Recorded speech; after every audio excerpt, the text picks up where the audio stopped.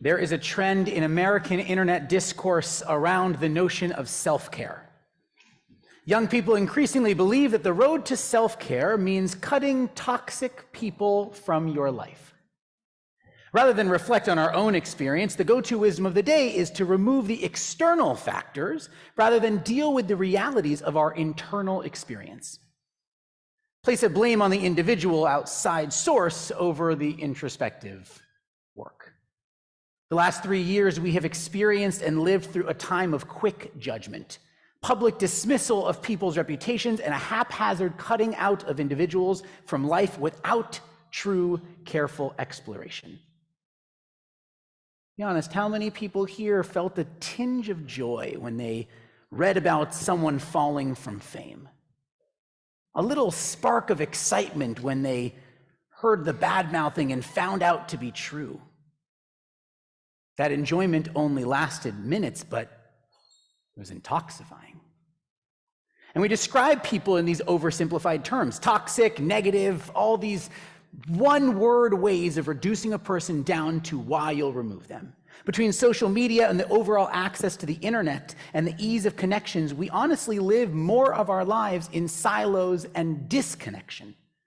We as individuals get reduced to just one of these attributes, based solely on the specific context of a specific interaction at times. And that reductionary view is really scary. Now, a lot of people assume that to truly practice self-care, you have to remove those toxic factors from our lives, that we need to adjust what we consume and are exposed to rather than adjust our outlook and perspective. I understand it from what they're reading. The beauty of a tweet is its simplicity. You can hear a clear bang at the end of each sentence, but that just doesn't correspond to the messiness of life. What mistakes can we make and still ask for forgiveness? What do we owe one another? What do we owe ourselves? All questions that remain completely unanswered when we consume information in highly curated experiences. In regard to toxicity, it has truly gone wild. A quick internet search will give you 477 million results in 0.5 seconds. Here are some of the headlines. 7 types of toxic people and how to spot them. 15 factors that create a toxic workplace. Toxic people, 12 things they do and how to deal with them. This type of advice is not only uncontextualized, it's dismissively dangerous, and it's anti-Jewish. You see, the advice comes from a me-first perspective that many of us see as a direct result of elevating self-care as a priority. Do not misunderstand me. This is not a diatribe against self-care. That's another sermon for another year. This is about the fact that our tradition does not view the world in a binary like self-care and toxic people. We view the world through community. I want to be clear, there are people in some of our lives that truly do need to be removed for emotional, mental, or physical well-being of ourselves. And my guess is that if one of you has someone in your life that you've had to make that decision, you spent a lot of time reflecting on that decision. And it was likely incredibly painful to go through with that decision. What I'm addressing tonight is not that. I'm talking about the people that we don't know nearly as well, the people that we know far more casually, or the people we don't know at all. Community at its core is a process of trust. Yes, we must take care of ourselves, but we must be our best selves so that we can care for the rest of community. The core tenet of community is the notion that we create this web-like strength in all caring for one another. It's a system of reliance and stability. It's almost as if all of us lean in, and the core, the center, the strength is that we've all leaned in together. And this is why Torah is essentially forbidden to be studied alone. We are commanded to study in Hevruta, to study with others. We must hear the perspectives of other people. It protects us from going into these internalized spirals and getting trapped in our own secluded perspective. There's a famous story about Rabbi Shimon Bar Yochai, who flees the Romans and hides in a cave with his son for 12 years. the two of them hide in a cave doing nothing but studying the laws of Torah until they are truly the two most learned individuals of our sacred text. And after 12 years, they left the cave. They passed a field where they saw a Jewish farmer toiling the land, a literal mitzvah in the Torah. And they said, imagine people giving up the sacred study of Torah for worldly matters. And as they said this, the field burst into flames. And they hear the voice of God say, have you come out of your cave to destroy my world? Go back. Get out of here. The two had convinced themselves that their experience, their obsessive study of Torah, was the only right way. Yet they had missed the intention of Torah. It is amazing to have studied Torah, but even something as elevated and holy as our sacred text can be dangerous when it's consumed in a complete vacuum. We all live in silos of our own creation. We come out of those silos and we look at the world the way Shimon Bar Yochai looked at the world. We see how others operate, how they prioritize. We agree or disagree with their choices, and we see all of their actions through a lens of scorched earth. Beyond the fact that this is wildly irresponsible, we inflate a false sense of justice within our own judgments. And in Bereshit Rabbah, there's a beautiful phrase, does not the judge of all the earth do justice? The phrase, if you want a world, you cannot have strict justice. And if you want strict justice, you cannot have a world. Choose one. And if you can't give up just a little, then this world can't exist. When we deal with toxic people, we often go straight to justice. I'm cutting those people out. I am blocking them. I'm not engaging with them anymore. But cutting people out because they don't agree with your lens of the world is lazy. Cutting them off for perceived toxicity is lazy. And we're commanded today to not dismiss without cause. When we remove someone from society, it quite literally tears the fabric of our community. And if we're going to do that, if we're going to feel that is necessary, we need to have done extreme due diligence. There is a concept called third place. Third place is where people hang out. It's where discourse once dwelled. And with a dying third place, our culture is all the harder. This phrase was coined by Ray Oldenburg, and he described them as an anchor of community. The bowling alley, the coffee shop, parks, barber shops, diners, the basis for the show Cheers all together. In fact, every 90s sitcom has a third place. You can see every one of them flashing in front of your eyes, the orange couch. Okay. Here, you would have heard views besides the ones that you could tailor to your own experience. You would have had spontaneous conversations. You would have begun the spark of a new relationship. The internet has led us to dismiss and disregard the need for third place. We go from work to home, we work from home, we connect on our phones, we read the information that makes us feel good to hear and not be exposed to the untailored discourse.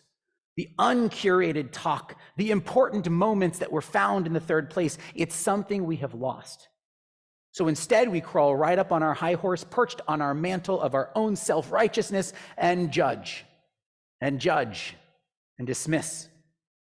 We label as toxic, we write off a person from our experience. And when we heed that internet advice to cancel a person from your life without deep and extensive reflection, when we go about labeling a person as toxic without hard investigative analysis, we lose all future parts of relationship.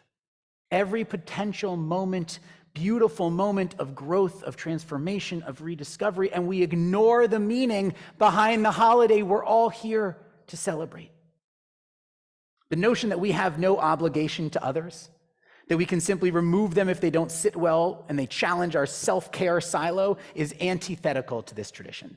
It's actually utter nonsense to believe that the only person we have an obligation to is ourselves. We absolutely have an obligation to others. We just prayed Ashamnu bagadnu.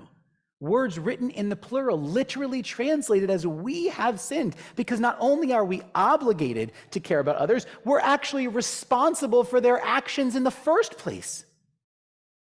How can we possibly do that if we remove them for not dwelling in our comfort zones?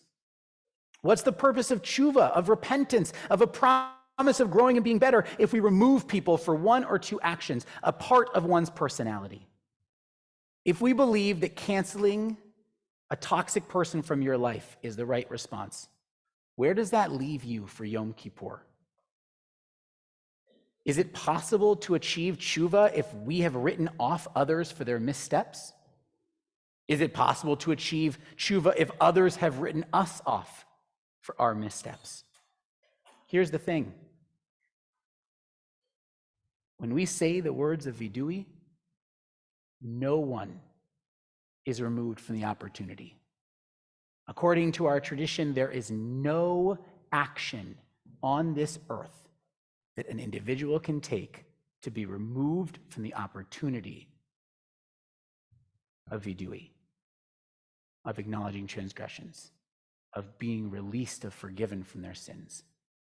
Not a single thing removes that right from an individual.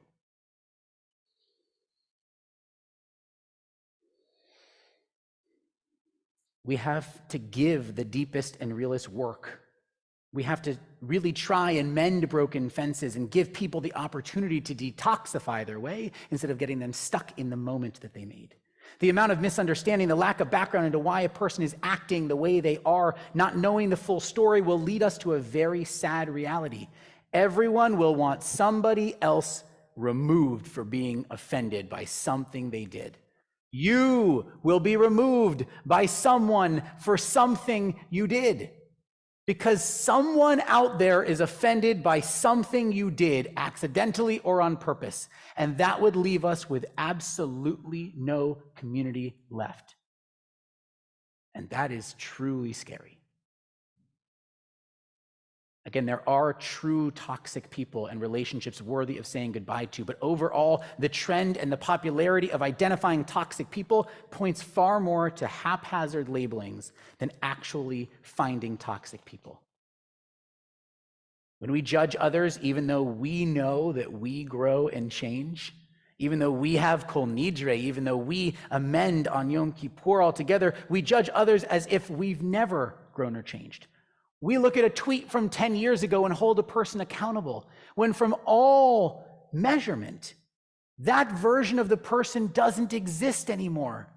They've had 10 years of growth and change.